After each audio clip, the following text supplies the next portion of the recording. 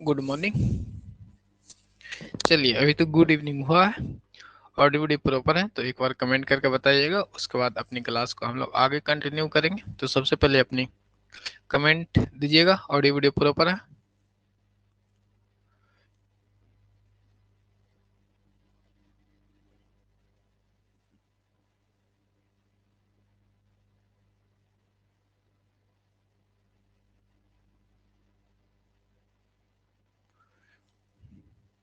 चलिए audio proper है तो स्टार्ट करते हैं। तो सबसे पहले हम लोग पढ़ रहे थे, इंट्रोडक्शन कर लिए थे और 2 दिन क्लास भी बंद थे। तो चलिए, कुछ लोग बेचैन भी थे, अच्छी बातें हैं। आगे अब हम लोग कंटिन्यू करेंगे और उम्मीद करते हैं कि आपकी क्लासेज बंद नहीं करना पड़े। और जो अपडेट है वो बुक के लिए अभी मार्केट में आया नहीं है, वहां पे बात किया गया है तो बोले कि 1-2 प्रकाशन आए हैं, वो भी 10 से 15 दिन में आपको बुक मार्केट में आ सकती है। बाकी तो यहाँ पे क्लासेज है ही, कोशिश कीजिएगा कि जो प्रैक्टिस बुक रहे वो आप लोग कवर करेंगे। प्रैक्टिस बुक से ये हो जाएगा कि जो आपको पढ़ाया गया है वो कवर हो जाएगा वहां पे, और आसानी से एग्जाम निकालने में आपको वो प्रैक्टिस सेट ही कारगर साबित होंगे, ये ध्यान में रखिएगा। तो हम अपनी क्लास को आगे कंटिन्यू करेंगे, ज़्यादा समय नहीं लेंगे आप लोग को। तो सबसे पहले बताएंगे जो पिछली क्लास में हम लोगों ने पढ़ रखा उसके बारे में सभी लोग कमेंट करके बताएंगे। स्क्रीन पे आपके सामने क्वेश्चंस है, वो बताएंगे कि ए आई सी पी ए का फुल फॉर्म क्या होगा। तो कमेंट करके लिखिएगा ए आई सी पी ए का फुल फॉर्म क्या होगा, इसको आपको बताना है। तो 30 सेकेंड आपके पास है, जल्दी से इतना में आप लोग शॉर्ट में भी लिख सकते हैं, थोड़े थोड़े वर्ड के साथ। तो फर्स्ट का आंसर बताएंगे। तो चलिए, फर्स्ट का आंसर होगा American institute certified public accountant. ध्यान रखिएगा, फुल फॉर्म 1-2 क्वेश्चंस आ जाते हैं। वाणिज्य नगरी किस शहर को कहा जाता है, वह है आपका बेबीलोनिया का। थर्ड नंबर का कि लेखांकन के पिता किसे कहते हैं, वो कमेंट करके बताएंगे। तो चलिए वेट कर लेते हैं, लेखांकन के पिता आपको क्वेश्चंस में देखने को मिलते हैं बेबीलोनिया का। चलिए, लेखांकन का पिता किसे कहते हैं वो बताएंगे। वॉइस क्लियर नहीं है क्या? लुकास पेसियोली बताइएगा। वॉइस लिख रहे हैं खुशबू कुमारी।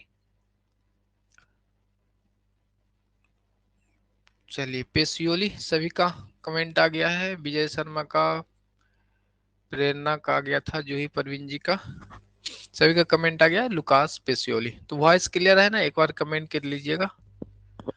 नेक्स्ट देख लेते हैं, क्वेश्चन नंबर हम लोग 4 देखेंगे। क्वेश्चन नंबर 4 आपको है कि लेखांकन का बीज कहाँ बोया गया था, तो इजिप्ट एवं बेबीलोनिया में। और आगे वाली क्वेश्चंस को आप लोग कमेंट करेंगे।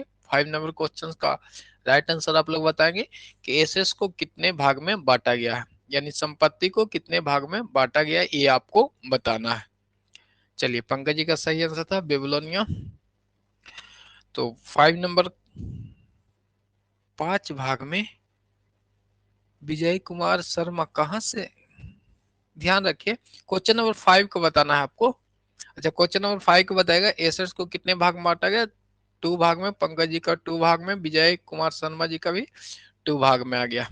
करंट एसेट्स और नॉन करंट एसेट्स, क्या है करंट एसेट्स और नॉन करंट एसेट्स, इसके बाद सारी को हम लोगों ने डिटेल में पॉइंट को अध्ययन करता है। Current assets and fix assets, non current assets कहेंगे।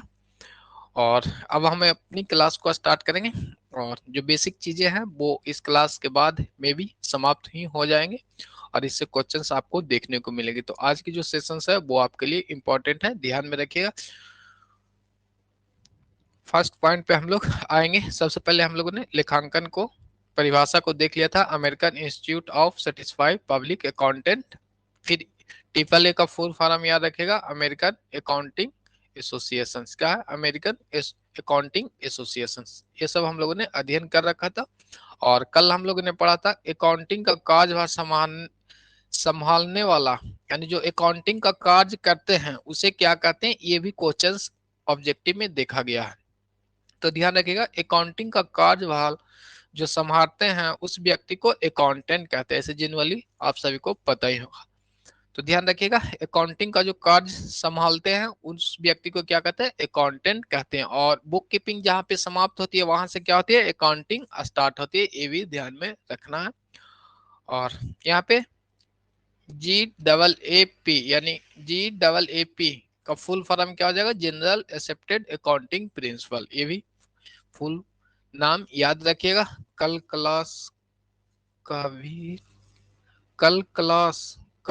भी थी, चलिए देख लेंगे। यहाँ पे कल क्लास नहीं था, कल और परसों आपका क्लोज था क्लास, और आज हम लोग देखेंगे। और आज का जो सेशन है वो आपके लिए इंपॉर्टेंट है, इससे क्वेश्चंस आते हैं। जितने भी सिद्धांत है वो हमने आपको बता रखा।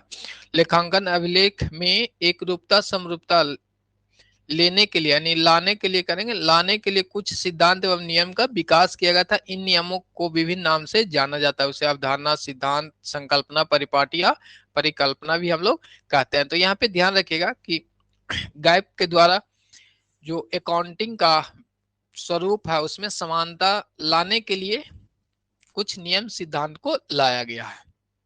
तो बेसिक टर्म्स को हम लोगों ने पिछली क्लास में अध्ययन किए थे, तो इन सभी को हम लोग बारी बारी से चर्चा करेंगे। तो सबसे फर्स्ट पॉइंट हम लोगों ने बिजनेस एंटिटी को कवर किया था, और बिजनेस एंटिटी को एक बार फिर से देख लेंगे कि जो व्यापार का मालिक होते हैं, यानी आपने एक व्यवसाय को जनरेट किया है, क्या किया है, आपने एक व्यवसाय को जनरेट किया है, तो आपका ए लिमिटेड जो है, क्या है, ए लिमिटेड आपका है व्यापार, और आप हैं रामूलाल, क्या है, रामूलाल है। तो ये दोनों क्या है, एक दूसरे से अलग अलग हैं, इक्वल दोनों माने सेम नहीं है।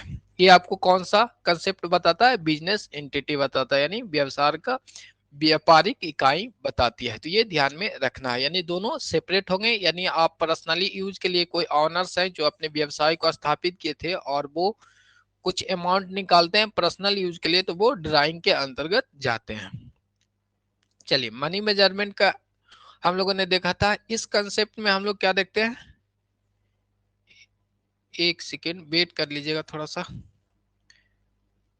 न्यू आप एक सेकेंड आप लोग वेट कर लेंगे, वेट कर लिए,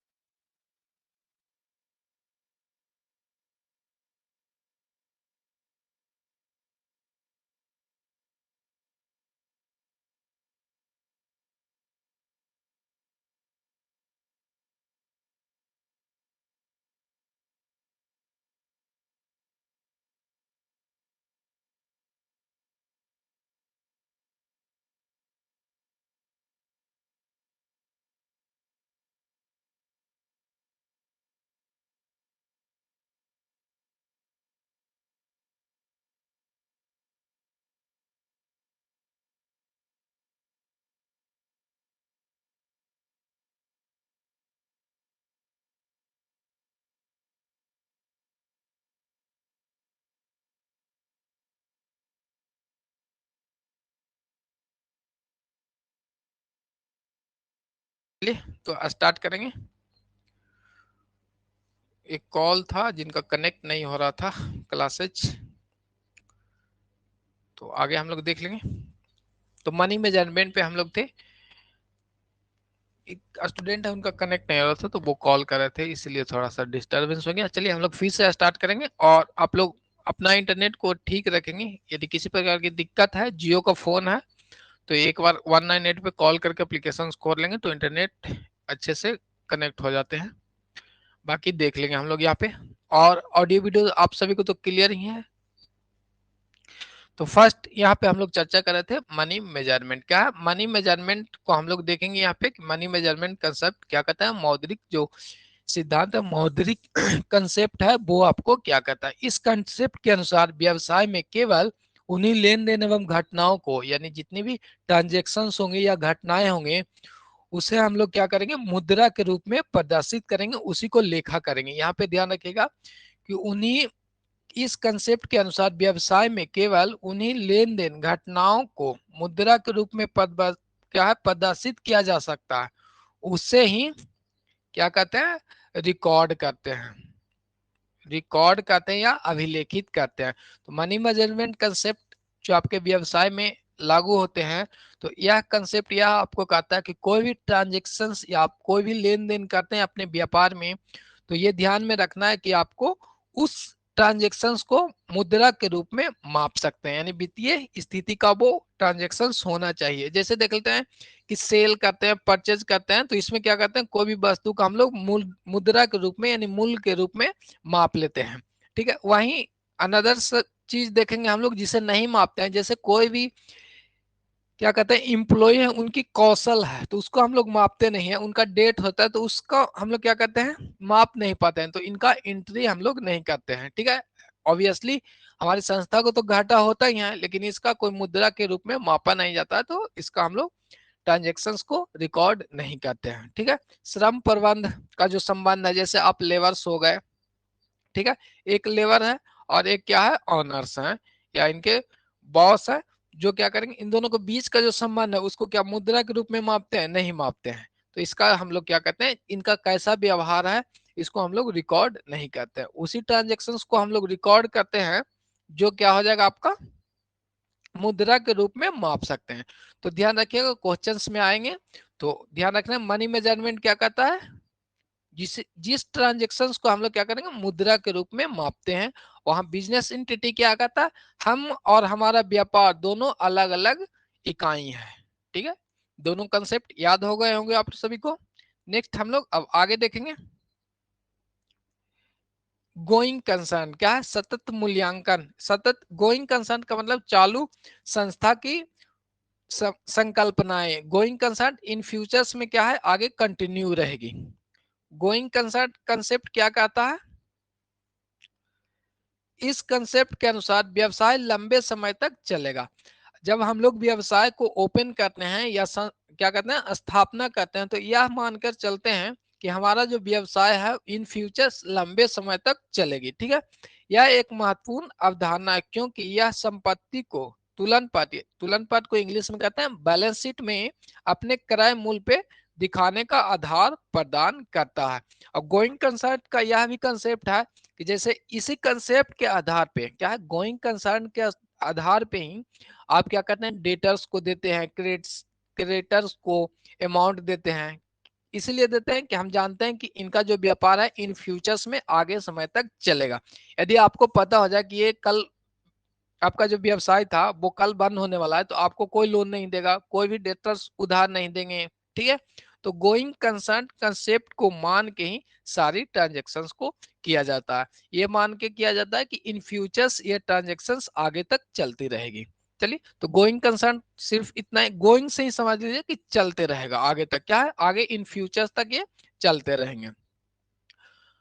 तो ओवरऑल इसमें कुछ है नहीं, बेसिक देखिए जितनी भी कंसेप्ट है ना, जो की पॉइंट हम लोग देखेंगे जिससे क्वेश्चंस आपको आएंगे। तो गोइंग कंसर्न आ जाएगा, जिसे हिंदी में चालू संस्था की संकल्पनाएं भी कहते हैं, ये ध्यान में आपको रखना, या सतत संकल्पनाएं या सिद्धांत भी कहते हैं हिंदी में।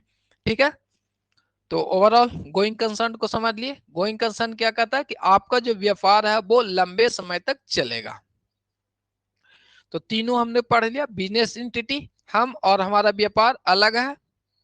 मनी मेजरमेंट कंसेप्ट कहता है कि उसी ट्रांजेक्शन्स को हम लोग रिकॉर्ड करेंगे जिसे हम लोग मुद्रा के रूप में माप सकते हैं। ठीक है, नेक्स्ट कंसेप्ट आपका था गोइंग कंसर्न। गोइंग कंसर्न आपको ये कहता है कि हम यह मान के चलते हैं कि जो हमारा व्यवसाय है इन फ्यूचर्स लंबे समय तक चलेगी। तो ये तीनों आपको याद रहना चाहिए, नाम के साथ में भी याद रहना चाहिएगा। ठीक है, गोइंग मतलब चलते रहना है, मनी मेजरमेंट यानी मुद्रा के रूप में जिसे माप सकते हैं, मेजरमेंट माने मापना, मनी माने मुद्रा, ठीक है, मुद्रा के रूप में जिसे माप सकते हैं। और फर्स्ट आपको बिजनेस एंटिटी, तो यानी व्यापारिक इकाई हिंदी में कहते हैं, माने हम यानी ऑनर्स और व्यापार व्यवसाय दोनों क्या है, अलग अलग है। तो तीनों कॉन्सेप्ट आपको याद हो गए होंगे, इसमें कोई डाउट नहीं रहना चाहिए। किन्हीं को कोई डाउट है तीनों कॉन्सेप्ट में तो कमेंट करेंगे। ठीक है, की पॉइंट याद रखेंगे, की पॉइंट से आपको क्वेश्चंस आएंगे, जैसे ही चैप्टर्स खत्म होंगे तो बेसिक का क्वेश्चन हम लोग करेंगे। 2 आवर्स का क्लास लीजिए। ठीक है, अभी देखिए ना, थोड़ा देर जब लंबा जाएगा ना तो सर का आप ही लोग कमेंट कीजिएगा कि रहने दीजिएगा, वो आपका सिलेबस के लिए आप लोग टेंशन नहीं लीजिएगा, सिलेबस समाप्त हो जाएगी और अच्छे से समाप्त होगी। 2 घंटे 2.5 घंटे वो समय के हिसाब से, रिक्वायरमेंट के हिसाब से किया जाएगा। अभी स्टार्टिंग है ना, वो देखते रहिए, आगे जो क्लासेज चलेगी वो आपको आप ही लोग कमेंट करके कहिएगा कि रहने दीजिए सर। आगे देखते हैं अकाउंटिंग पीरियड। क्या है अकाउंटिंग पीरियड? तो ये भी आपको ध्यान में रखना। आप अकाउंटिंग पीरियड का सिद्धांत किस लिए आया? क्योंकि जो हमारा व्यवसाय है वो लंबे समय तक चलेगा। गोइंग कंसर्न ये कहता है कि हमारा व्यवसाय लंबे समय तक चलेगा, और हम अपने व्यवसाय को क्या करेंगे, जब तक अच्छे से प्रॉफिट को नहीं एनालाइज करेंगे कि हमारी संस्था किस ओर जा रही है, लॉस में जा रही है या प्रॉफिट में जा रही है, तो इसको क्या करना पड़ेगा, डिटरमाइन करना पड़ेगा। अब इस डिटरमाइन करने के लिए तो हमारा जो व्यवसाय है वो गोइंग कंसर्न के माध्यम से क्या इन फ्यूचर्स लंबे समय तक आगे की ओर बढ़ता चला जाएगा। तो अब हमें प्रॉफिट कैलकुलेट करना है, तो एक अवधि हमें निर्धारित करने की जरूरत पड़ी। क्या है, निर्धारित करना पड़ा। तो उसी के लिए कौन सा कंसेप्ट है, अकाउंटिंग कंसेप्ट आया। तो अकाउंटिंग कंसेप्ट में क्या है, लेखांकन अवधि का कंसेप्ट का तात्पर्य समय के उस विस्तार से है जिसके अंत में व्यावसायिक संगठन वित्तीय विवरण बनाता है जो सामान्यतः 1 साल का होता है। यानी अकाउंटिंग पीरियड कितने साल के होंगे, 1 साल के होंगे। ये ध्यान में आपको रखना है। लेखा अवधि संकल्पनाएं हिंदी में इसे हम लोग कहते हैं, तो ये ध्यान में लेके चलेंगे। और साथ में अकाउंटिंग पीरियड कितना समय का होगा, तो 12 मंथ्स। ये ध्यान में रखना। ऑब्जेक्टिव में आपको आएगा अकाउंटिंग पीरियड 12 मंथ यानी 12 माह का होगा। ठीक है। और किस लिए निकालते हैं, अपनी कैलकुलेशन करने के लिए, अपनी संस्थाओं की जो स्थिति है वो जानने के लिए हम लोग निकालते हैं। जैसे ये आप ले सकते हैं 1 जनवरी से 31 दिसंबर। क्या है, 1 जनवरी से 31 दिसंबर तक अकाउंटिंग पीरियड रख सकते हैं। तो कंफ्यूजन हो जाता है अकाउंटिंग पीरियड और फाइनेंशियल ईयर, तो एक एक करके याद रखेंगे। हम लोग जो पढ़ रहे हैं वो अकाउंटिंग पीरियड पढ़ रहे हैं, तो जिस टॉपिक पे रहेंगे उसी टॉपिक पे दिमाग लगाना है। ठीक है, इससे क्या होगा कि कंफ्यूजन क्रिएट आप सभी को नहीं होंगे। तो अकाउंटिंग पीरियड क्या कहता है कि जो अवधि हम लोग मानेंगे वो 1 साल का मानेंगे। मान लेते हैं कि 1 जनवरी से 31 जनवरी मानते हैं, नहीं, हमको माने कि हम अप्रैल से मानते हैं। क्या, 1 अप्रैल से मानते हैं, तो मांगिए 31 मार्च तक। नहीं, हमको माना कि दिवाली से दिवाली मानते हैं। क्या, दिवाली, दीपावली लिखते हैं ना, दीपावली। एक सेकेंड बढ़िया से लिख देते हैं, दीपावली। चलिए हम मानते हैं कि काउंटिंग ईयर हम अपना इस दिवाली से अगले दिवाली तक मानेंगे। ठीक है, दशहरा से दशहरा मान लेते हैं, तो होगा ओवरऑल कितना, 12 मंथ ही होगा। इसके बीच की जो ड्यूरेशन होंगे वो कितना का होंगे, 12 मंथ्स का ही होंगे। ठीक है, 1 अप्रैल 31 मार्च फाइनेंशियल। देखिए वही तो कहना, 1 अप्रैल वाली बात अलग है ना, वो फाइनेंशियल ईयर फिक्स है कि 1 अप्रैल से चालू होगी। जब अकाउंटिंग पीरियड हम लोग अध्ययन कर रहे हैं तो इसमें ये फिक्स नहीं है। आपको जब से मैंने जो एग्जाम्पल हमने आपको दिया कि हम दिवाली से मानते नहीं, मुहर्रम से मान लीजिए, कोई दिक्कत नहीं है। सिर्फ उसमें क्या है, जो पीरियड होंगे वो 12 मंथ्स के होंगे। अकाउंटिंग ईयर्स जो है वो 12 मंथ से कम भी हो सकते हैं। मे बी एक कंडीशन बनता है जब आपने अपना व्यवसाय को स्टार्ट किया है। ठीक है, तो ध्यान में रखेंगे। तो फाइनेंशियल ईयर्स के बारे में आगे डिटेल में करेंगे। ऐसे ही सिर्फ याद ही रखना, फाइनेंशियल ईयर जो है वो 1 अप्रैल से स्टार्ट होता है। अब ये तो जरूरत नहीं है कि 1 अप्रैल से 31 मार्च जो आप कहा है वह आपका क्या हो जाएगा, अकाउंटिंग ईयर्स भी हो सकते हैं, फाइनेंशियल ईयर्स भी हो सकते हैं। बट 1 जनवरी से 31 जनवरी है जो सिर्फ क्या हो जाएगा, अकाउंटिंग पीरियड ही होंगे। ये ध्यान में रखना है। और फाइनेंशियल ईयर तो फिक्स ही है कि 1 अप्रैल से ही स्टार्ट होते हैं। इसलिए बोले थे कि यहाँ अभी हम लोग अकाउंटिंग पीरियड पे चलेंगे, बाकी जो टॉपिक्स आएंगे टॉपिक आते जाएंगे, तो उससे कंफ्यूजन नहीं होगा। अब किन्हीं को पता चल जाएगा कि क्वेश्चंस में आ जाएगा 1 अप्रैल से 31 मार्च, और ऑप्शन रहेगा फाइनेंशियल ईयर्स और accounting years, A and B दोनों, तो क्या कीजिएगा, ए एंड बी दोनों मार सकते हैं। ठीक है ना, कोई डाउट इसमें अकाउंटिंग पीरियड में, तो फिर से कमेंट आप लोग कर लेंगे। तो ध्यान में आपको ये रखना है कि जो अकाउंटिंग पीरियड का अपना कंसेप्ट है वो यह कहता है कि इस पीरियड में कितना होगा, 12 मंथ्स की अवधि इंक्लूड होंगे। वो अपनी सुविधा के हिसाब से आप रख सकते हैं। तो चलिए अब आगे नेक्स्ट कॉन्सेप्ट पे चलेंगे। तो फर्स्ट हमने बिजनेस एंटिटी कहा। तो बिजनेस एंटिटी में क्या होता है कि हम यानी ऑनर्स और ऑनर्स का जो व्यापार दोनों अलग अलग है। मनी मेजरमेंट कंसेप्ट ये कहता है कि वही ट्रांजेक्शन्स को हम लोग रिकॉर्ड करेंगे जिसे मुद्रा में आप माप सकते हैं। ठीक है, अकाउंटिंग पीरियड पे हमने आया। तो वो अकाउंटिंग पीरियड कहता है कि 12 मंथ्स की अवधि होगी। ठीक है, एक साल की अवधि को हम लोग अकाउंटिंग पीरियड कहते हैं। और अकाउंटिंग पीरियड की एंड पे हम लोग फाइनेंशियल स्टेटमेंट को तैयार करते हैं, यानी वित्तीय विवरण तैयार करते हैं। वित्तीय विवरण में profit and loss account, balance sheet और जो एनालिसिस किया जाता है वो सारा इंक्लूड किया जाता है। अब मनी मेजरमेंट कंसेप्ट तो आपको पता ही है कि जो मुद्रा मापेंगे उसे हम लोग मनी मेजरमेंट के अंतर्गत आएगा। तो उम्मीद है कि चारों कंसेप्ट आपको याद हो गए होंगे। अब हम लोग आगे की ओर बढ़ेंगे। अब गोइंग कंसेप्ट तो आपको याद ही है कि इन फ्यूचर्स में यह मान के व्यापार को स्टार्ट करते हैं कि इन फ्यूचर्स में ये चलते रहेंगे। अब आगे देखेंगे कॉस्ट कंसेप्ट क्या है। कॉस्ट कंसेप्ट क्या कहता है ये आपको यहाँ पे देखना है। तो ध्यान रखिएगा कॉस्ट कंसेप्ट को भी, जितने भी कंसेप्ट है वो आपके लिए इंपॉर्टेंट है। क्वेश्चंस इससे आपको देखने को मिलेंगे। यदि आपने एमसीक्यू पहले से कर रखे होगी यूट्यूब पे तो वहां पे इन सभी चीजों को देखने को आपको मिला होगा। अब ये पॉइंट आपको समझ में अच्छे से आ रहे होंगे। यहाँ पे कॉस्ट कंसेप्ट क्या कहता है वो हम लोग देख लेते हैं। कॉस्ट कंसेप्ट कहता है लागत की प्रमुख क्या है, लागत की मुख्य आवश्यकताएं है कि सभी परिसंपत्ति को पुस्तक में क्या है, जो आपने जनरल बुक है उसको क्या करेंगे, संपत्ति को बुक में उनके क्रय मूल्य पे ही अभिलेखित करेंगे यानी रिकॉर्ड करेंगे। कॉस्ट कंसेप्ट आपको कहता है कि जितनी भी एसेट्स हैं उसे हम लोग जो बुक में रिकॉर्ड करेंगे वो किस पे करेंगे, जो परचेज मूल्य पे करेंगे, क्रय मूल्य पे करेंगे, मार्केट मूल्य पे नहीं करेंगे। मार्केट मूल्य का मतलब तो अभी आपने परचेज किया तो वो क्रय मूल्य और परचेज मूल्य क्या हो जाएगा, सेम हो जाएगा। मार्केट प्राइस और परचेज प्राइस सेम हो जाएगा। बट आज हमने खरीदा 12 तारीख को, लेकिन 13 तारीख को ये क्या मार्केट प्राइस सेम रह सकते हैं, ये पॉसिबल नहीं है। मे भी रह भी सकते हैं, नहीं भी रह सकते हैं। तो इस ये क्या कहता है कॉस्ट कंसेप्ट आपको यही कहता है कि जो भी हम लोग संपत्ति खरीदेंगे उसे किस पे अभिलेखित करेंगे, क्रय मूल्य पे करेंगे।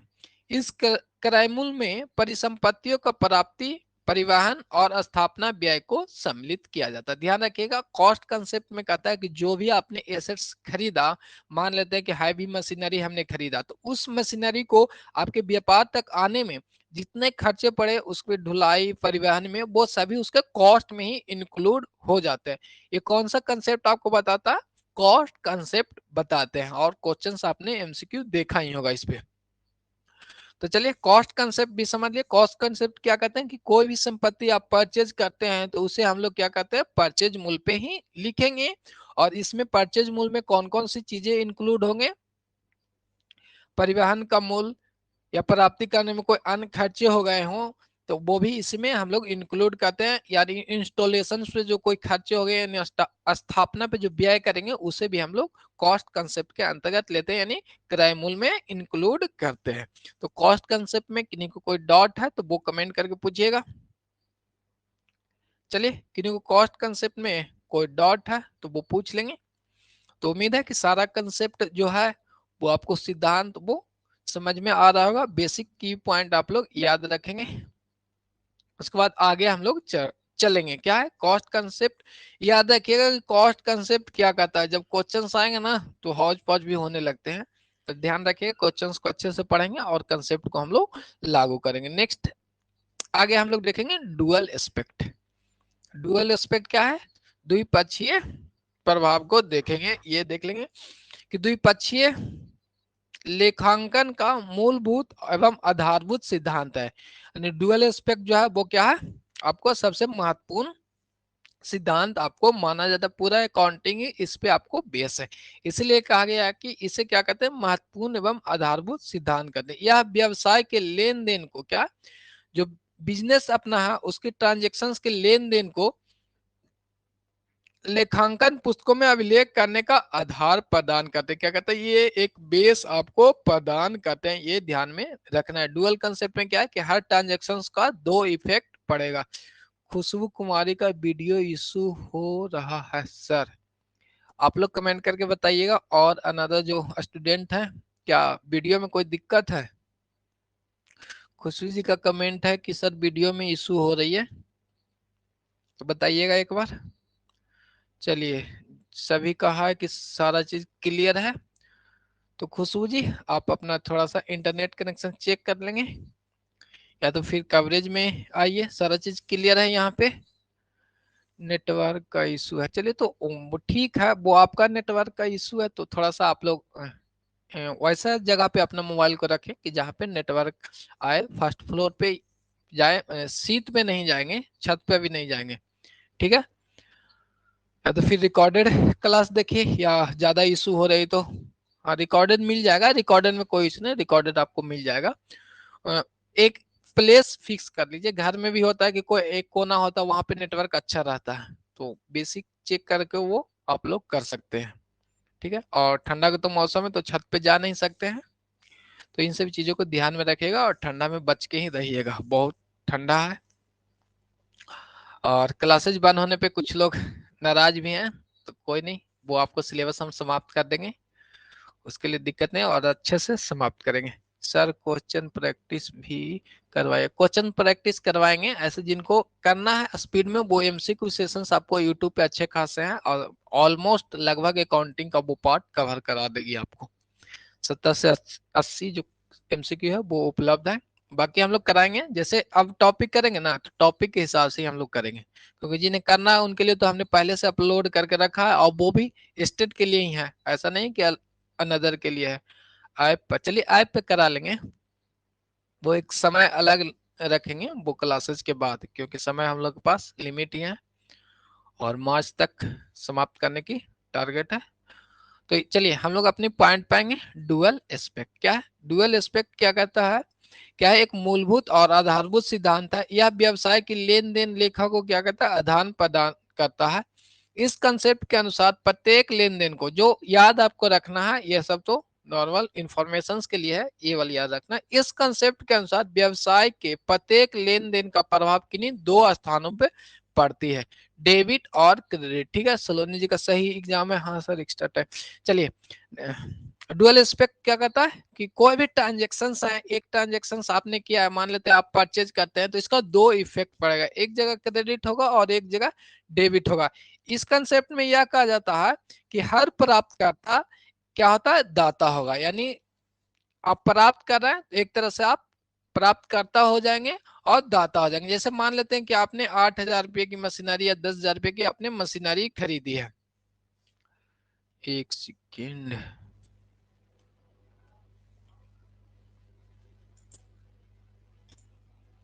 चलिए यहाँ पे देख लेते हैं कि डुअल कंसेप्ट में क्या कहता है कि आपने 8,000 रुपये का एक मशीनरी खरीदी है। मान लेते हैं कि एक मशीनरी कितनी 8,000 रुपये की खरीदी है, तो मान लेते हैं यहाँ पे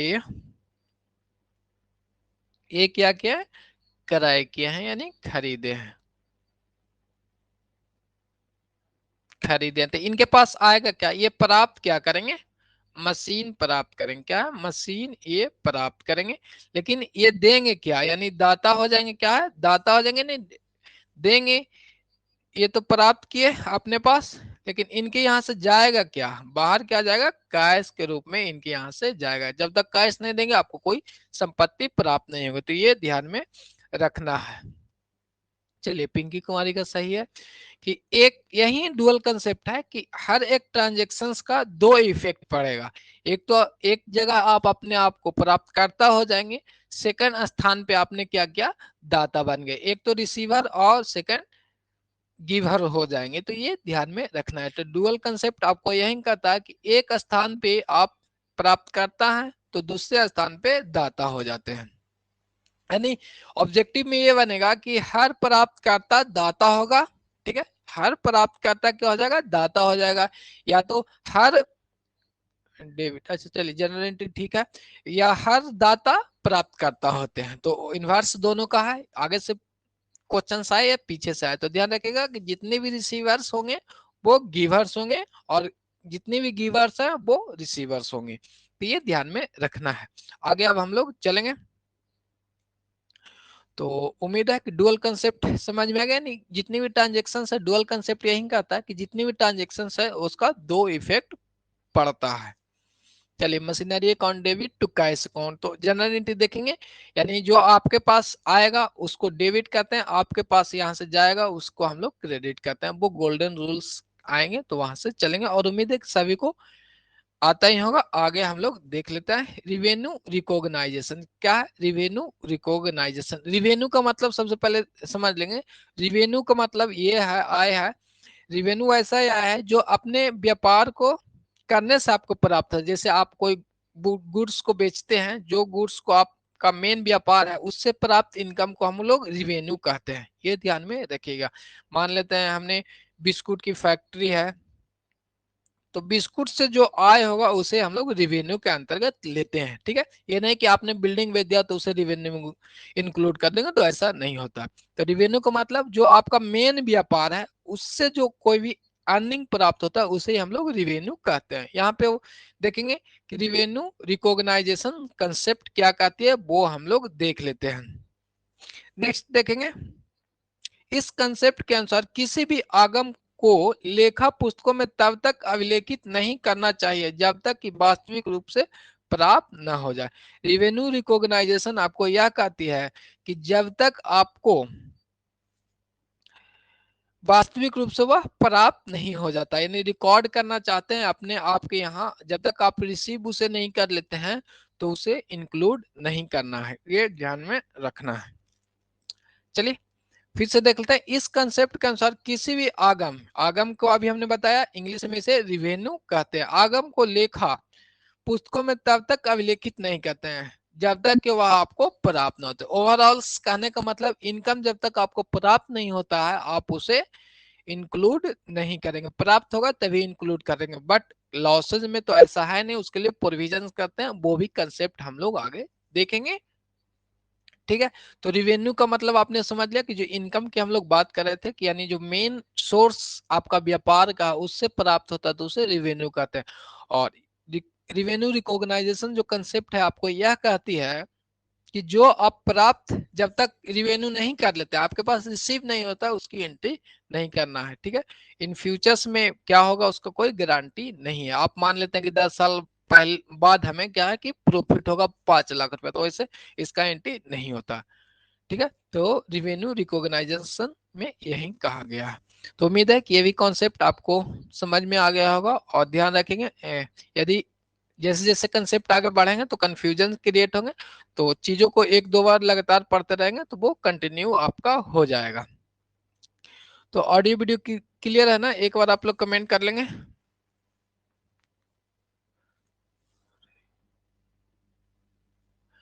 एक बार कमेंट कर लीजिएगा, ऑडियो वीडियो क्लियर है ना? सलोनी प्रिया, प्रियंका कुमारी, चलिए विजय कुमार शर्मा जी का कमेंट है, सही है ऑडियो वीडियो। तो शाम का जो समय है ना, जो क्या कहते हैं वो नेटवर्क का थोड़ा इशू रहता है, कहीं कहीं लोड ज्यादा होने के कारण क्या होते हैं चलते नहीं है, तो वो कॉल करने लगते हैं तो दिक्कत हो जाती है। तो आगे हम लोग चलिए, सभी का कंटिन्यू है और यहाँ भी एप्लीकेशन पे सही चल रहे हैं। तो आगे अब हम लोग चलेंगे, तो रिवेन्यू रिकॉग्नाइजेशन को आपने समझ लिया और इसे ध्यान में अपनी बातों को रखेंगे, सिर्फ आपको की पॉइंट है ये ध्यान रखेंगे और प्रैक्टिस करेंगे, अच्छे से आपको रिजल्ट आएंगे, ध्यान रखना है। आगे हम लोग देखेंगे मैचिंग कॉन्सेप्ट। अब मैचिंग कॉन्सेप्ट क्या कहता है? इस कॉन्सेप्ट के अनुसार अवधि विशेष में अर्जित आगमों का मिलान उसी अवधि के व्यय से किया जाता है। मैचिंग कंसेप्ट आपको क्या कहता है? जो अभी आपने प्राप्त किया है, क्या है? जो अभी आपने प्राप्त किया है आय, आगम का मतलब रिवेन्यू अभी बताया, वो इसी अवधि के व्यय से मिलाया जाएगा। एक सेकेंड वेट कर लीजिएगा, बहुत कॉल कर रहे हैं, आप ही के बीच के स्टूडेंट हैं, तो वो हम लोग देख लेते हैं उनकी समस्या थोड़ा सा।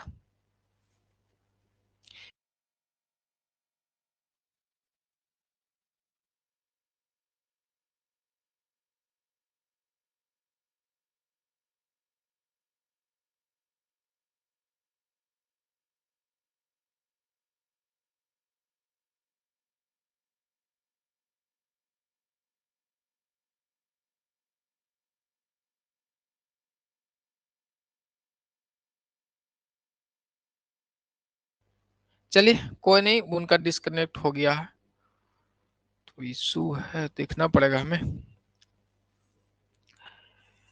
चलिए अपनी हम लोग थ्योरी पार्ट पे आएंगे, और क्लासेस के बीच में आपकी कॉल नहीं उठा पाएंगे, कोई भी स्टूडेंट हो, या तो किसी प्रकार का आपको इशू है तो वो अपने आप रिजॉल्व करना होगा।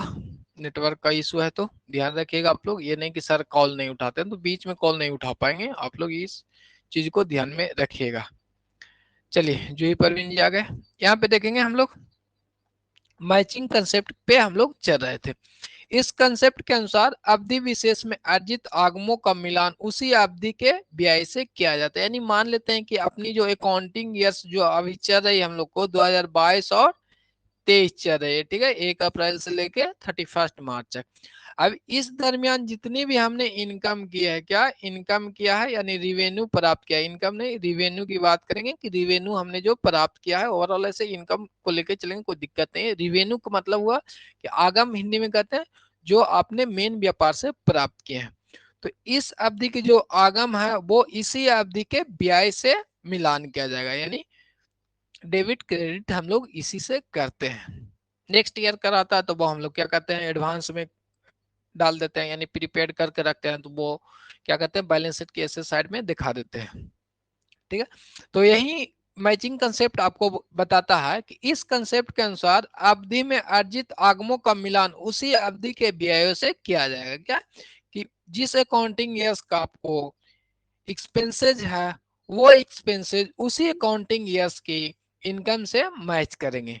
नेक्स्ट पॉइंट देखेंगे, समय अंतराल में व्यय व्यवसाय ने लाभ अर्जित किया या हानि, ये आपको निकलता है। इसे मैचिंग कॉन्सेप्ट में क्या कैलकुलेट करते हैं कि अब तो आपको पता है कि इस अकाउंटिंग ईयर्स का रिवेन्यू है, तो वह रिवेन्यू जो है वह इसी ईयर के एक्सपेंसेस से कंपैरिजन करेंगे तो आपको क्या आ जाएगा, निकल के आएगा लाभ हो रहा है, प्रॉफिट हो रहा है, या लॉसेज हो रहा है, यानी हानि हो रहा है। तो यह आपको मैचिंग कंसेप्ट कहता है। तो मैचिंग कंसेप्ट में सिर्फ ये ध्यान रखना है कि इस कंसेप्ट में आपके आगम यानी रिवेन्यू और एक्सपेंसेज को क्या कहते हैं हम लोग, सेम अवधि को हम लोग कंपैरिजन करते हैं। तो चलिए मैचिंग कॉन्सेप्ट का मतलब समझ गए कि मैच करना है इनकम रिवेन्यू और क्या करेंगे एक्सपेंस को, सेम अकाउंटिंग ईयर्स को मैच करते हैं, उसे ही हम लोग मैचिंग कॉन्सेप्ट कहते हैं। मैचिंग कॉन्सेप्ट का मतलब समझ गए कि आगम और व्यय उसी ईयर्स का होना चाहिए, आगम और व्यय क्या है, उसी अवधि का होना चाहिए, ये ध्यान में रखना है। सोलोनी प्रिया फिर से क्या दिक्कत है सोलोनी जी बताइएगा।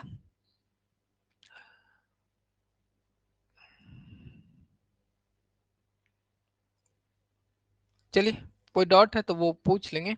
मैचिंग कंसेप्ट आपको यह कहता है कि जो आपने इस ईयर्स आपने कमाया है वह इस ईयर्स में, चलिए फिर से देख लेते हैं कि मैचिंग कंसेप्ट आपको यही बताता है कि जो अभी आपने रिवेन्यू किया है यानी आगम किया है, आगम आपको बताया कि जो आपके मेन बिजनेस से व्यापार चलाते हैं तो उससे जो प्रॉफिट होते हैं उसे हम लोग रिवेन्यू के अंतर्गत लाते हैं, ठीक है।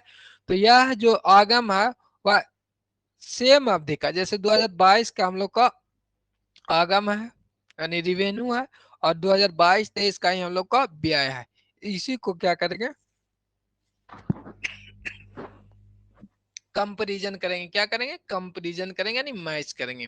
यही आपको मैचिंग कंसेप्ट कहता है। ये नहीं कि 2021 वाला कोई आया है उसको इसमें इंक्लूड करेंगे, तो इंक्लूड नहीं होता, वो आपने पढ़ भी रखा है, किसे हम लोग बाहर कर देते हैं 2021 का, या 2024 का कोई लॉस है तो इसको हम लोग प्रोविजन के रूप में अलग ही रखते हैं।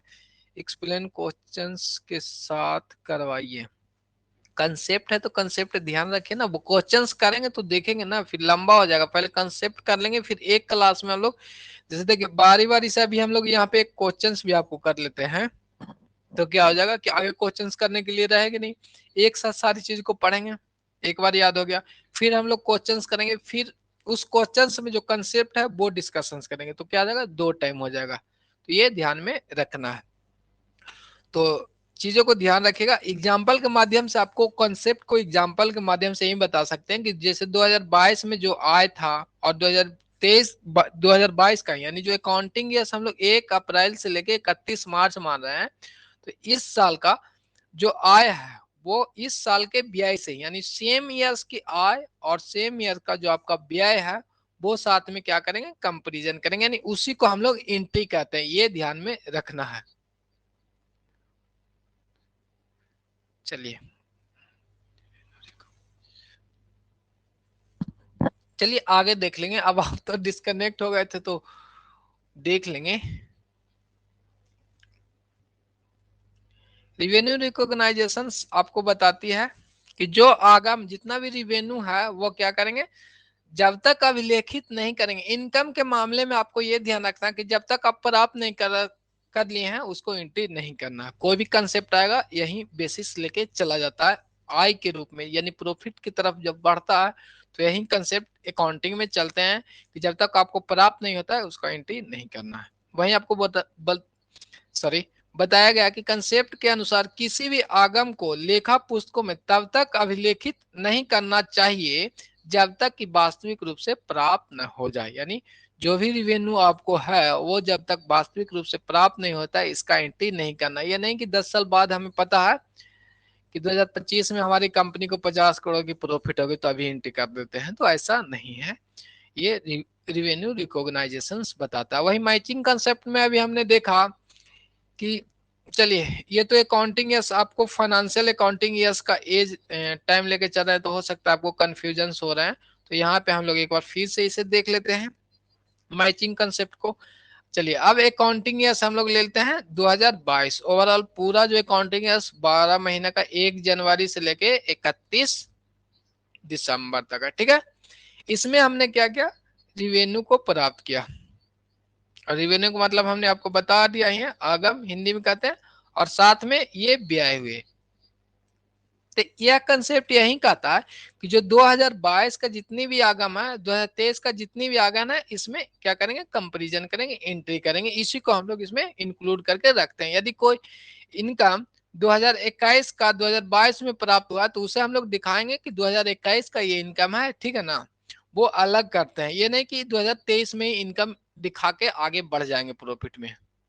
यही आपको मैचिंग कंसेप्ट कहता है। मैचिंग कंसेप्ट का मतलब कि सेम अवधि का इनकम होना चाहिए और सेम अवधि का आपको व्यय होना चाहिए। इनकम का मतलब यानी रिवेन्यू से यहाँ पे लेंगे। अब उम्मीद है कि क्लियर है, बताइएगा सोनाली प्रिया, क्लियर है कि और फिर अभी एग्जांपल देना पड़ेगा।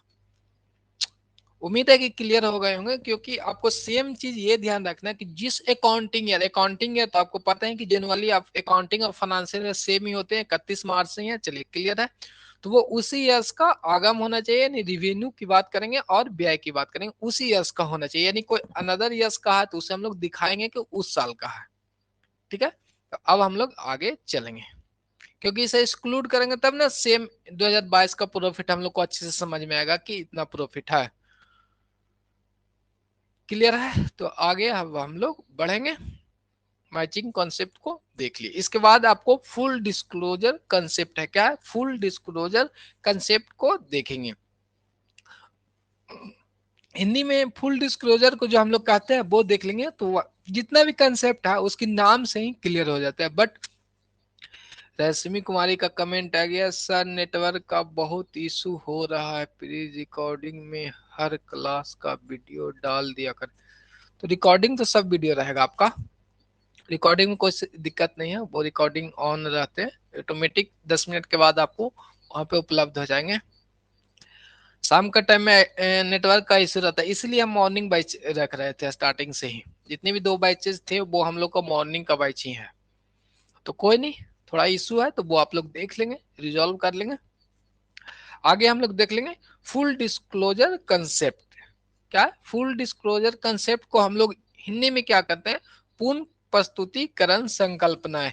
या तो फिर हम लोग ऐसा भी कर सकते हैं, जितनी भी स्टूडेंट पेड क्लासेज हैं वो ज्वाइन सेशंस में यूट्यूब पे भी डायरेक्ट लाइव आ सकते हैं। वो आप लोग जो स्टूडेंट पेड है वही आएंगे, बट उसमें थोड़ा सा कंडीशंस एक्स्ट्रा हो जाता है ना, 30% वो यूट्यूब वाले ले लेंगे, इसीलिए वहां पे नहीं रहते, क्योंकि आपके खर्चे तो बढ़ जाएंगे। जैसे आपने पेड किया 999, ठीक है, तो उस पर 30% के चार्ज और कर लेंगे, इसीलिए वहां पे नहीं है। तो कोशिश करेंगे कि आप लोग अपनी नेटवर्क सही स्थान पे एक प्लेस है वो देख लेंगे। नेक्स्ट हम लोग देख लेते हैं फुल डिस्क्लोजर कंसेप्ट। पूर्ण प्रस्तुतिकरण संकल्पनाएं। पूर्ण प्रस्तुतिकरण संकल्पनाएं क्या कहती है वो देखते हैं। फर्स्ट क्वेश्चन ही इसमें इंक्लूड है। पूर्ण प्रस्तुतिकरण यानी पूरा पूरा प्रस्तुत करना, यानी पूरा पूरा आपको दिखाई देना। इसी कंसेप्ट को हम लोग कहते हैं पूर्ण प्रस्तुतिकरण। यानी अकाउंटिंग से लेकर चलेंगे कि पूर्ण प्रस्तुतिकरण का मतलब, अभी तो हम लोग रिकॉर्डिंग की बात करें कि जितनी भी ट्रांजेक्शन को हम लोग लेखा की बात करेंगे तो रिकॉर्डिंग वो करेंगे, यानी लेखा उसी चीज को करेंगे जो पूरा पूरा दिखाई दे दे, यानी फुल प्रूफ के साथ दिखाना है। आगे देख लेते हैं हम लोग। पूर्ण प्रस्तुतिकरण संकल्पना के अनुसार व्यवसाय के वित्तीय प्रदर्शन से जुड़ी सभी सारपूर्ण आवश्यक तथ्यों का उल्लेख वित्तीय विवरण के टिप्पणी में होना चाहिए। टिप्पणी का मतलब नोट में दिखाई देना चाहिए। यानी जितनी भी ट्रांजेक्शन आपने की है तो फाइनेंशियल स्टेटमेंट सबसे लास्ट में हम लोग बनाते हैं। ठीक है, फाइनेंशियल स्टेटमेंट बनाने के बाद ऐसा भी कोई टर्म्स है जिसे आप लोग शो करना चाहते हैं कि 10% डिप्रिसिएशन इन जो स्टेट लाइन मेथड है, तो ये सभी चीज को वो दिखा सकते हैं। ठीक है, सारे महत्वपूर्ण जानकारी आपको देना होता है फुल डिस्क्लोजर कंसेप्ट में। सारे जो महत्वपूर्ण जानकारियां क्या है वो फुल डिस्क्लोजर कंसेप्ट आपको कहता है कि जितनी भी महत्वपूर्ण जानकारियां वो हिडन करके आप नहीं रख सकते हैं, कुछ चीज आप छिपा नहीं सकते हैं। जितनी भी इंपॉर्टेंट जानकारियां वो आपको क्या है शो ऑफ करना होगा। और इसमें फुल डिस्क्लोजर में क्या है, ईमानदारी से तैयार किया जाना। जितनी फाइनेंशियल स्टेटमेंट है वो क्या ऑनेस्टी के साथ तैयार होनी चाहिए। तो फुल डिस्क्लोजर का जो कंसेप्ट है वो आपको समझ में आएगा। नाम से ही समझ में आ रहा है कि पूर्ण प्रस्तुतिकरण यानी पूरा के पूरा दिखाना। जैसे रामायण पूर्ण देखते हैं ना, वन से लेके पूरा सुंदर कांड, और कौन कौन से कांड है जी वो कमेंट करिएगा। तो सारी जो कांड है वो देखना है आपको।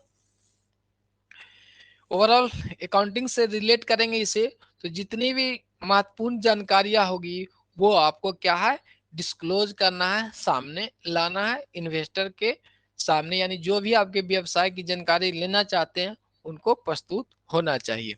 तो फुल डिस्क्लोजर आपको यही कहता है। अब हम लोग नेक्स्ट आगे की ओर चलेंगे।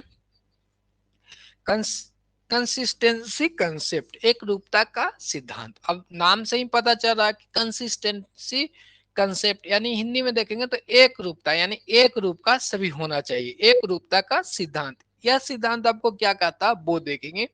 क्या सिद्धांत बताता है कि एक बार जब आप लेखांकन सिद्धांत या विधि को अपना लेते हैं तो भविष्य में लेखांकन अवधियों में लगातार इसका पालन करना है। क्या कंसिस्टेंट रहना है। कोई भी अपने मेथड को यूज किया, जैसे मान लेते हैं कि डिप्रिसिएशन को हम लोग स्टेट लाइन मेथड को यूज करते हैं तो एवरी ईयर्स क्या है इसी को लेके चलेंगे, स्टेट लाइन ही रहेंगे।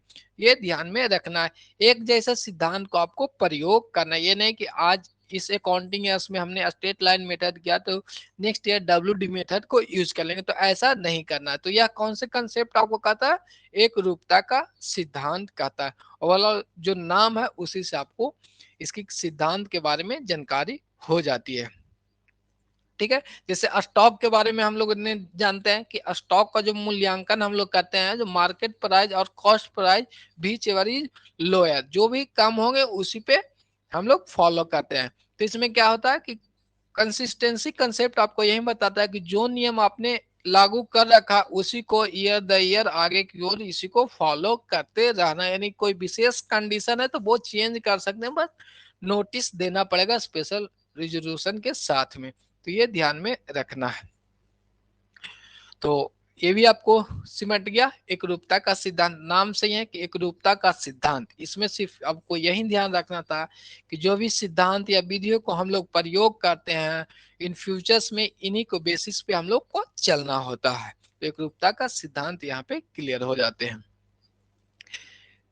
चलिए, तो ये भी क्लियर है। किन्हीं को कोई डाउट रहेगा तो वो कमेंट कीजिएगा। आगे अब हम लोग देखते हैं मोस्ट इंपॉर्टेंट और बार बार इससे क्वेश्चंस आने वाली जो थ्योरी पार्ट है वो आपको यहाँ पे है।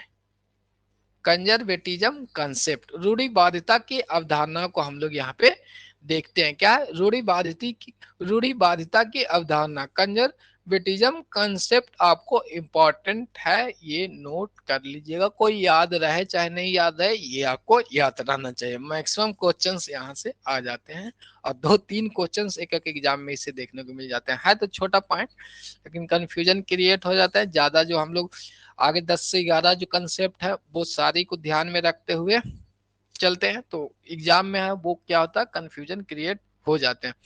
तो यहाँ पे हम लोग देखेंगे और चीजों को बार बार 1 से 2 बार पढ़ेंगे तो वो क्लियर होते चले जाएंगे। तो आपके लिए इंपॉर्टेंट पॉइंट है, ऐसे तो सारा इंपॉर्टेंट है, जो मोस्ट इंपॉर्टेंट कहते हैं वो आपको रूढ़िवादिता की अवधारणाएं के अंतर्गत आते हैं। इसके की पॉइंट को सबसे पहले देख लेते हैं, इसके बाद हम लोग इसके बारे में चर्चा करेंगे।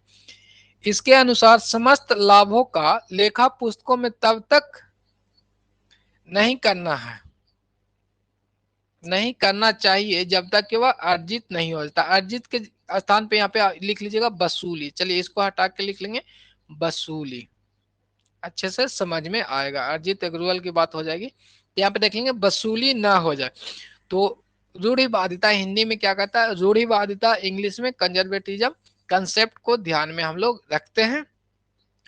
यह कंसेप्ट आपको यह कहता है कि जब तक आप क्या कहते हैं लाभ को प्राप्त नहीं कर लेंगे, जब तक आपको इसकी एंट्री नहीं करना है। यहाँ पे देखिएगा लाभ का लेखा पुस्तकों में तब तक नहीं करना है, तब तक लेखा नहीं करना है। यहाँ पे लिख लेंगे लेखा,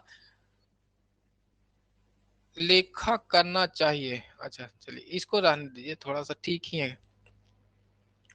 ओवरऑल देख लेते हैं फिर से हम लोग कि लाभ का लेखा पुस्तकों में तब तक नहीं करना चाहिए, लेखा तब तक नहीं करना चाहिए, यहाँ पे इंक्लूड होगा लेखा, तब तक लेखा नहीं करना चाहिए, लेखा नहीं करना चाहिए जब तक कि वसूली ना हो जाए, यानी प्राप्त ना हो जाए।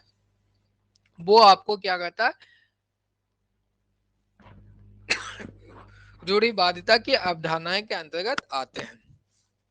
चलिए तो आगे यहाँ पे ध्यान रखेंगे। और ये जो प्राप्त वाली बात थी वो कहाँ था, रिवेन्यू रिकॉग्नाइजेशन के अंतर्गत भी हम लोग देखे थे, तो दोनों को वहां क्या करेंगे हम लोग मैच कर देंगे लाइक दैट। हाँ रिवेन्यू रिकॉग्नाइजेशन सही, परवीन जी का सही इवेंट था। तो वहां पे जो कंसेप्ट है वो क्या रिवेन्यू की बात कर रही है, जो आपके व्यापार में प्राप्त हो रही है। यहाँ पे प्रॉफिट की, डायरेक्ट प्रॉफिट की बात हो रही है। तो मान लेते हैं आपने एसेट्स भी कोई सेल करते हो तो उससे भी तो प्रॉफिट आ जाता है। तो यहाँ पे यही कंसेप्ट है, लाभ की बात करेगी तो हम लोग क्या है रूढ़िवादिता की अवधारणा पे आएंगे, ध्यान में रखना। और आगम की बात करेगी तो आगम रिकॉग्नाइजेशन यानी रिवेन्यू रिकॉग्नाइजेशन के पास चले जाएंगे, ये ध्यान में रखना है आपको। और ये आपके लिए इंपॉर्टेंट है और इसमें पॉइंटें हैं, एक ही नहीं है। तो सबसे पहले ये पॉइंट याद रखना कि रूढ़िवादिता की जो अवधारणाएं है आपको यह बताती है कि जब तक आपको लाभ वसूली ना हो जाए यानी प्राप्त ना हो जाए इसकी एंट्री नहीं करना है। सेकंड पॉइंट देखेंगे, लेकिन वह सभी हानि, अभी तो हमने लाभ की बात की, अब यहाँ पे देखेंगे हम लोग। अच्छा आगे वेट कर लेंगे, लास्ट में कमेंट के जैसे हम आपसे पूछेंगे ना, कमेंट अपना टाइप करके रख लीजिएगा, ज्यादा जल्दी रहेगा तो। लेकिन लास्ट में जब कहेंगे कोई दिक्कत है तो वो कमेंट कर लेंगे। पहले इसको देख लेते हैं, उसके बाद आपकी कमेंट को पढ़ेंगे। फ्यूचर्स में लॉस होगा लिखने, बट फ्यूचर को नहीं। अच्छा ठीक है, वो आपका कमेंट भी सही है। यहाँ पे देख लेते हैं, फ्लो में रहेंगे हम लोग तो अच्छे से समझ में आएगी। लेकिन वह सभी हानि जिनकी यदि दूरस्थ संभावना भी होती है, यानी मान लेते हैं कि हमें पता चल गया कि इन फ्यूचर्स में हानि होने वाली है, तो उसकी पुस्तकों में क्या करेंगे पर्याप्त प्रावधान कर लेंगे, यानी प्रोविजन कर लेते हैं। लेकिन ध्यान रखना है कि प्रॉफिट में ऐसा नहीं है, हमें लगता है कि इन फ्यूचर्स में प्रॉफिट होने वाली है तो उसके एंट्री नहीं करना है। कोई भी इनकम हो या प्रॉफिट हो, आपको लगे कि इन फ्यूचर्स में होगा तो उसका एंट्री नहीं करना है। बट आपको लगे कि कोई लॉसेज हो रही है या कोई हानियां होने की संभावना है तो उसके लिए क्या करेंगे प्रोविजंस हम लोग क्रिएट कर लेते हैं। जैसे क्रेटस डूबने की संभावनाएं रहती है, क्रेटस को आपने जनरेट किया था, क्रेटस को बनाया है, तो आपको ये जरूरी थोड़े ना है कि वो पेमेंट कर ही दे, हो सकता है डूब जाए। तो ऐसे भी कोई कस्टमर रहेंगे क्रेटर्स, तो उनके लिए आप प्रोविजंस बना सकते हैं। तो वहीं आपको रूढ़िवादिता की अवधारणाएं कहती है कि आपको लगे कि इन फ्यूचर्स में प्रॉफिट होने वाले है तो उसका एंट्री नहीं करना है। बट आपको लगे कि हानि होने वाली है तो उसके लिए प्रोविजन कर लेना है। क्या हानि होने वाली है तो क्या करेंगे, प्रोविजन कर लेंगे, यानी इसका एंट्री हम लोग करते हैं। तो दोनों पॉइंट समझ में आ गया कि लाभ का पुस्तकों में तब तक लेखा नहीं करना चाहिए जब तक वह वसूली न हो जाए या प्राप्त न हो जाए। वहीं सेकंड पॉइंट है कि वह सभी हानियां जिनकी यदि दुरस्त संभावनाएं इन फ्यूचर्स में होने की संभावनाएं हैं, संभावना भी हो तो, यानी हमें लग रहा है कि होगा, तो इसके लिए क्या करें, उनके लिए लेखा पुस्तकों में पर्याप्त प्रावधान हम लोग कर लेते हैं, जो एंट्री करेंगे उसमें प्रावधान हम लोग कर लेते हैं। आगे देखेंगे कि अंतिम स्टॉक का मूल्यांकन क्या है। नेक्स्ट पॉइंट आप कहा कि जो क्लोजिंग स्टॉक रहते हैं उसका मूल्यांकन कब करेंगे। मान लेते हैं कि आपने तो 1 जनवरी को या 1 अप्रैल को परचेज किया था, अब लास्ट में जो स्टॉक आपके पास बच गए हैं गुड्स के, वो उसका मूल्यांकन किस तरह से करना है वो रूढ़िवादिता अवधारणाएं बताती है। तो फर्स्ट पॉइंट यहाँ पे, सेकंड पॉइंट याद रखना है, अब थर्ड पॉइंट आपको याद रखना है। इसीलिए यानी पॉइंट इसमें ज्यादा, यानी ज्यादा एरिया को ये कवर कर रहा है, इसीलिए इसे ज्यादा क्वेश्चंस देखने को मिल रहा है। साउंड नहीं आ रहा, हाँ, बताइएगा सोनाली प्रिया जी, जूही परवीन जी की कमेंट, साउंड आ रहा है या नहीं आ रहा है। यहाँ तो एप्लीकेशन ओपन है तो दिखाई दे रहा है कि साउंड भी क्लियर है। एक बार कमेंट कर लीजिएगा साउंड क्लियर है। चलिए, आ रहा है। ऐसा तो नहीं हो सकता किन्हीं के पास नहीं जाएगा किन्हीं के पास जाएगा, देख लेंगे आप लोग। ज्यादा ऐसा इशू रहेगा तो फिर ज्वाइन क्लासेज करके यूट्यूब पे लाइव आ जाया करेंगे। एप्लीकेशन पे कोई दिक्कत रहेंगे तो अब तो ज्वाइन का ऑप्शन भी मिल गया है, तो जो स्टूडेंट आप लोग हैं उनके लिए ज्वाइन क्लासेज डायरेक्ट यूट्यूब पे रहेंगे तो आप ही लोग देख पाएंगे, अनदर कोई नहीं देख पाएगा। तो बहुत इशू है सर, मॉर्निंग में तो ऐसा इशू नहीं रहता है। आवाज रहना है सर जी, बहुत अच्छा आवाज आ रहा, चलिए आवाज आ रहा है, बहुत अच्छा कर रहा है। ऐसे कैसे हो रही है।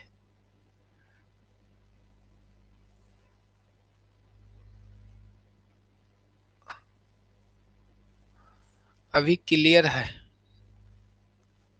इंटरनेट का तो अब इशू नहीं होना चाहिए, इधर से हमारे पास आपके सामने एप्लीकेशन ओपन है, यहाँ पे ऑडियो भी आती है और वीडियो भी प्रॉपर है, कोई इशू नहीं है।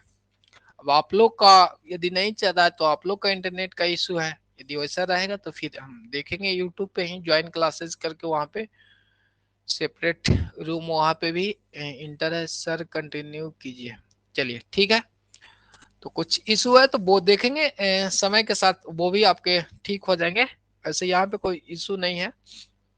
तो नेक्स्ट पॉइंट हम लोग थर्ड पॉइंट पे दे, और जो इम्पोर्टेंट आपका कंसेप्ट भी ये है कि रूढ़िवादिता की अवधारणा, कंजर्वेटिज्म कंसेप्ट। नेक्स्ट पॉइंट आपको था कि अंतिम स्टॉक यानी क्लोजिंग स्टॉक का मूल्यांकन वास्तविक मूल्य व बाजार मूल्य में से जो कम है उस पे करना है।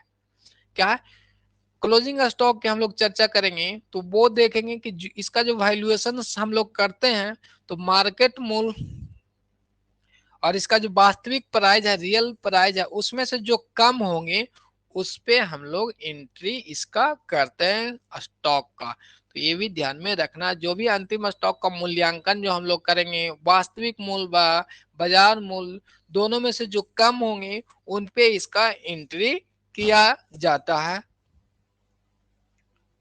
नेक्स्ट पॉइंट देखेंगे तो स्टॉक के बारे में भी हम लोगों ने जान लिया कि जो अंतिम स्टॉक का मूल्यांकन करते हैं वो रियल मूल्य के साथ साथ जो आपका बाजार मूल्य में जो कम होंगे, यानी जो प्राइस है रियल वैल्यू और साथ में मार्केट प्राइस, दोनों में से जो कम होंगे उस पे एंट्री करते हैं उसका।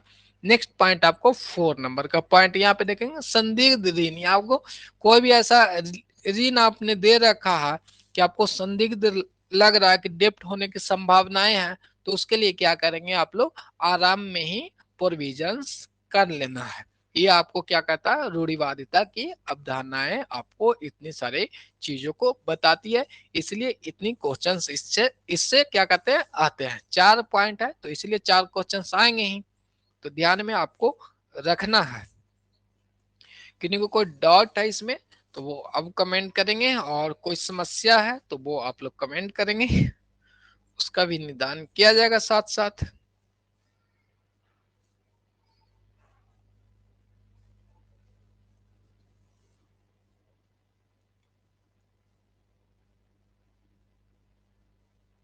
चलिए, क्लोजिंग स्टॉक एग्जाम्पल हो सकता है। क्लोजिंग स्टॉक, क्लोजिंग स्टॉक क्या है? जो भी आपका जो गुड्स, जैसे व्यापार में क्लोजिंग स्टॉक का मतलब ये हुआ कि जो आपके पास गुड्स है वो बच गया, उसे क्लोजिंग स्टॉक कहते हैं। या रॉ मटेरियल में लेके चले गए तो वो जितने भी सामान को आपने यूज किया यानी न्यू प्रोडक्शन कर लिया, शेष आपको रॉ मटेरियल्स बच गए, कुछ गुड्स जिसे फिनिशिंग नहीं हो पाया, उसे क्लोजिंग स्टॉक कहते हैं। क्लोजिंग स्टॉक का मतलब जैसे आपके एक व्यवसाय है उसमें क्या है, स्टॉक है, बिक जाने के बाद जो शेष बच जाता है उसे क्लोजिंग स्टॉक कहते हैं। तो ठीक है, तो रूढ़िवादिता की अवधारणाएं में ध्यान में आपको यह रखना है कि जितनी भी एसेट्स और इनकम को क्या करना है, कम करके दिखाना होता है। लायबिलिटी और कॉस्ट को अधिक करके दिखाते हैं, जिससे और क्रेडिटर्स के लिए क्या है, प्रोविजन हम लोग कर लेते हैं। जितनी भी देनदान को यदि छूट दे रहे हैं तो उसके लिए प्रावधान कर लेते हैं। इन सभी चीजों को क्लियर से ध्यान में रखना है। अब हम लोग देखेंगे, सलोनी प्रिया जी का कमेंट था क्लोजिंग स्टॉक का एग्जाम्पल हो सकता है। चलिए, क्लोजिंग स्टॉक समझेंगे, जैसे कोई भी गुड्स है, जूता का दुकान है या जो भी है, उसमें लास्ट में जो बच जाता है वो काउंटिंग है, उसके बाद सेल होने के बाद जो शेष बचेगा उसी को क्लोजिंग स्टॉक करते हैं। जो आपने परचेज किया, परचेज वाली चीज को अपने दुकान में उसे बेचा, बेचने के बाद यदि जो परचेज कर रखा था उसमें से कुछ सेल हुए, कुछ रह गए, उसे हम लोग क्लोजिंग स्टॉक करते हैं। क्लियर है? तो आगे हम लोग देखते हैं मटेरियलिटी कंसेप्ट यानी भौतिक की अवधारणाएं को हम लोग देखेंगे। इसे महत्व की संकल्पनाएं भी हिंदी में कहते हैं। मटेरियलिटी कंसेप्ट के महत्व की संकल्पनाएं भी कहते हैं या अवधारणाएं भी कहते हैं। तो आगे देख लेते हैं इस सिद्धांत क्या कहता है, आपको वो देखेंगे। और सिद्धांत तो अधिक हो रहे हैं तो अब थोड़ा थोड़ा क्या है, दिमाग से बाहर जा रहा होगा, तो वो एक बार और कर लेंगे। अभी फिर से हम लोग प्रैक्टिस कर लेंगे जिससे क्लियर हो जाएंगे। इस सिद्धांत के अनुसार महत्वपूर्ण तथ्यों पर ध्यान केंद्रित करना चाहिए। यह जो कंसेप्ट है वो क्या कहता है कि महत्वपूर्ण तथ्यों को आपको ध्यान केंद्रित करना चाहिए। जैसे फुल डिस्क्लोजर में क्या था कि सारी चीज को दिखाना, उसी तरह से यह भी है कि महत्वपूर्ण तथ्यों पे ध्यान केंद्रित की बात करते हैं। यानी फोकस कहाँ पे करना है, जो मेन इंपॉर्टेंट आइटम्स होंगे उस पे आपको फोकस करना होता है। ऐसी तथ्यों का लेखांकन जो कि आय के निर्धारण में महत्वपूर्ण नहीं है, उनके लेखे का प्रयास व्यर्थ नहीं करना चाहिए। यानी ऐसा भी कोई ट्रांजेक्शन है जो आपके आय को प्रभावित महत्वपूर्ण रूप से नहीं करते हैं, तो उसको क्या करना है, लेखा नहीं करना है। जैसे लेखा की बात करेंगे तो जैसे पेंसिल हो गए, कटर्स हो गए, ये सब क्या है कि लॉन्ग टर्म्स की अवधि में ये चलते हैं। क्या चलते हैं कि एक बार ले तो 2-4 साल तक चल जाता है। तो क्या इसे हम लोग फिक्स एसेट्स में डालते हैं? नहीं डालते हैं। इसे कहाँ डालते हैं? प्रॉफिट एंड लॉस में व्यय के रूप में इसे दिखा देते हैं। तो वही यह कहता है कि जो ऐसे तत्व का लेखांकन जो कि आय के निर्धारण में महत्वपूर्ण नहीं है, उनके लेखे में क्या है, व्यर्थ प्रयास नहीं करना चाहिए।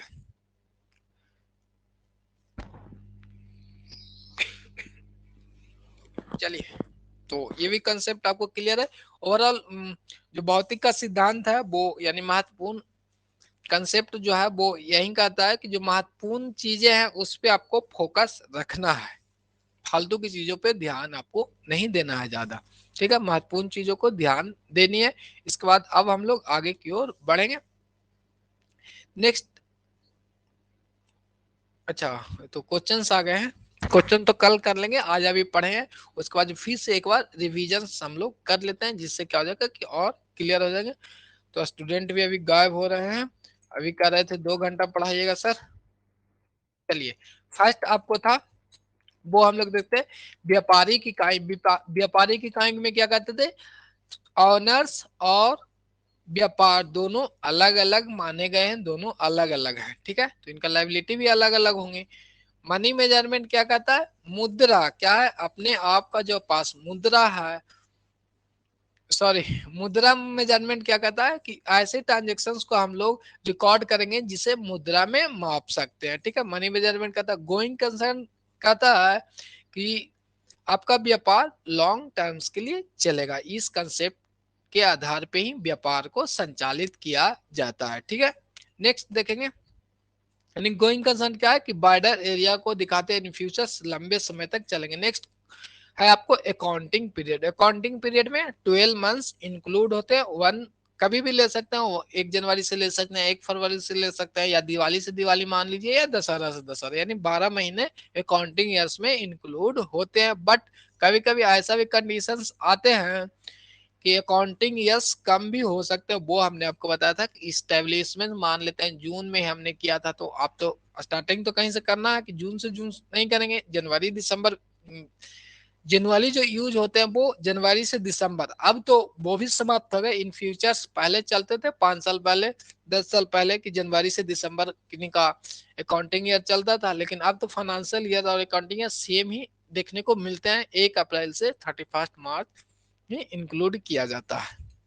आगे देख लेते हैं। अच्छा, ये भी कंसेप्ट है ना, कॉस्ट कंसेप्ट। कॉस्ट कंसेप्ट आपने देखा कि जितनी भी किराए मूल पे अभिलेख करेंगे, जितनी भी संपत्ति है, कॉस्ट कंसेप्ट क्या कहता है कि सभी संपत्तियों को पुस्तक जो है प्राइस मूल जितने पे खरीदे हैं उसी पे हम लोग इसे इंक्लूड करें। कॉस्ट कंसेप्ट किसके लिए है, संपत्तियों के लिए, जो जिस पे हमने परचेज किया उस पे उसी के मूल पे हम लोग यानी परचेज मूल पे लिखते हैं, और साथ में ध्यान में यह रखना है कि जो उसके लाने में खर्चे हो गए या स्थापना करने में खर्चे हो गए वो भी हम लोग इसी में इंक्लूड करते हैं। तो कौन सा कंसेप्ट हो जाएगा, कॉस्ट कंसेप्ट हो जाएगा। नेक्स्ट देखेंगे डुअल इफेक्ट, यानी हर ट्रांजेक्शन का 2 इफेक्ट पड़ेगा। कितना इफेक्ट पड़ेगा, जितनी भी आपकी ट्रांजेक्शन है उसका 2 जगह प्रभाव पड़ते हैं, वो आपको कहता है डुअल एस्पेक्ट। रिवेन्यू रिकॉग्नाइजर, जितने भी रिवेन्यू आपको हुआ है वो क्या हो जाएंगे, रिवेन्यू को और आपका व्यय है वो वास्तविक रूप से प्राप्त होना चाहिए। रिवेन्यू रिकॉग्नाइजेशन में क्या है कि अभिलेखित नहीं करना है जब तक कि वो प्राप्त नहीं होता, यानी जो भी रिवेन्यू आपको प्राप्त होगा उसी को एंट्री करना है। और मैचिंग कंसेप्ट में था कि रिवेन्यू और व्यय को क्या करेंगे, सेम अकाउंटिंग ईयर को एक साथ लेके चलते हैं। तो रिवेन्यू में क्या है कि रिवेन्यू को फिर से हम लोग एक बार देखते हैं कि रिवेन्यू को लेखा पुस्तकों में तब तक अभिलेखित नहीं करते हैं जब तक प्राप्त नहीं होते। तो यहाँ पे देखेंगे रिवेन्यू रिकॉग्नाइजेशन क्या कहता है कि रिवेन्यू की प्राप्ति की बात करती है, जबकि अगला जो हम लोग को है मैचिंग कंसेप्ट है वो क्या कहता है, रिवेन्यू और व्यय को सेम ईयर्स का होगा तभी उसके साथ कंपैरिजन हम लोग करते हैं, उससे प्रॉफिट निकलता है। फुल डिस्क्लोजर्स के अंतर्गत आपको यह आता है कि जितनी भी महत्वपूर्ण तथ्य है उसको हम लोग जानकारी देते हैं, और मेटेरियलिटी में भी सेम है, बट फुल डिस्क्लोजर में सारी तथ्यों को आपको शो करना है। नेक्स्ट देखते हैं कंसिस्टेंसी। कंसिस्टेंसी का मतलब है कि जितनी भी विधि है वो क्या है, एक ही विधि को यूज करेंगे इन फ्यूचर्स लंबे समय तक। अकाउंटिंग द अकाउंटिंग, यानी नेक्स्ट आने वाली जितनी भी अकाउंटिंग है उसमें सेम ही मेथड को हम लोग अप्लाई करते हैं, तो वो कंसिस्टेंसी सिद्धांत के अंतर्गत आती है। अब आपको रूढ़िवादिता का सिद्धांत जो कि आपके लिए बहुत ही इंपॉर्टेंट है, जितने भी लाभ आपको होने वाली है, आपको लग रहा है कि होगा तो उसका एंट्री नहीं करेंगे, बट आपको लग रहा है कि हानि होगा तो उसको प्रोविजन हम लोग कर लेते हैं, नहीं उसका एंट्री हम लोग करते हैं, ठीक है।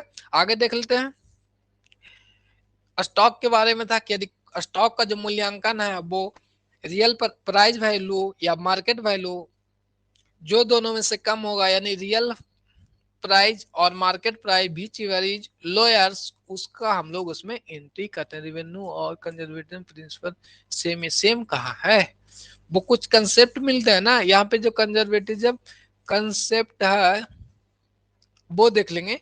रिवेन्यू रिकॉग्नाइजेशन, रिवेन्यू रिकॉग्नाइजेशन कर रहे हैं, रिवेन्यू रिकॉग्नाइजेशन कहता है कि रिवेन्यू प्राप्ति की बात हम लोग कर रहे थे, ठीक है।